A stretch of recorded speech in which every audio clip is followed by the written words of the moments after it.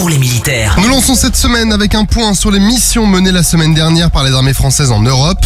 On commence avec l'Estonie où les forces françaises ont participé à l'exercice de l'OTAN Picné aux côtés de leurs homologues estoniens, britanniques, américains et lettons.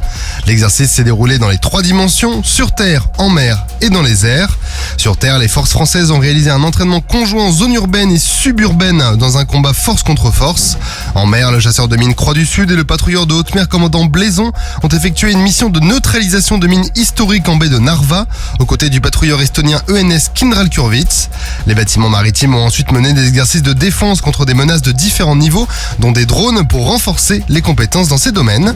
Et dans les airs, le détachement de Rafale, qui est actuellement déployé en Lituanie pour la mission de police du ciel Ensader Policing de l'OTAN, a effectué 5 missions d'appui aérien rapproché, aux côtés de F-35 néerlandais. Par ailleurs, la frégate déployée en Baltique a réalisé des patrouilles pour le compte de l'exercice OTAN Brilliant Shield, en coopération avec le ravitailleur norvégien Maud et la frégate britannique Iron Duke du Task Group maritime de l'OTAN. La frégate française patrouille désormais vers Oslo, capitale de la Norvège, avant d'entamer son retour vers Brest. Ailleurs en Europe, la formation des militaires ukrainiens se poursuit, comme en Pologne par exemple. Le détachement français y a réalisé plusieurs stages, notamment dans le domaine du génie. Ils ont par ailleurs mis l'accent sur la formation des cadres, un élément clé de la chaîne de transmission des ordres de commandement.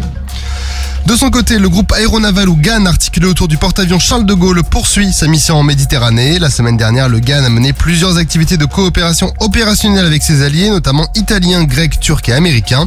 Il a également franchi le détroit de Messine en Sicile et a participé en simultané à un entraînement de lutte anti-sous-marine avec un sous-marin italien. Le bâtiment ravitailleur de force Jacques Chevalier a lui réalisé 2 ravitaillements à la mer.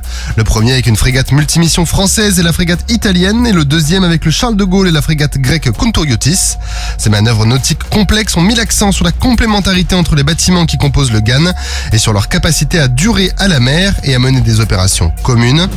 2 Rafales marines embarqués à bord du Charles de Gaulle ont eux effectué un vol pour la mission de la KFOR, de l'OTAN, et ont ainsi contribué à l'appréciation de situation dans les Balkans et au maintien d'un environnement sûr et sécurisé dans la région.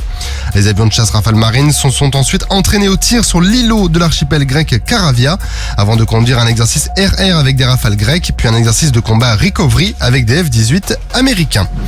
Et enfin, une frégate française intégrée au GAN a effectué des manœuvres conjointes avec la frégate Göksu de la marine turque pour assurer la sécurité collective dans la région. Sur terre, sur mer, comme dans les airs. Skyrock PLM, en équipe avec Uneo, la mutuelle des forces armées.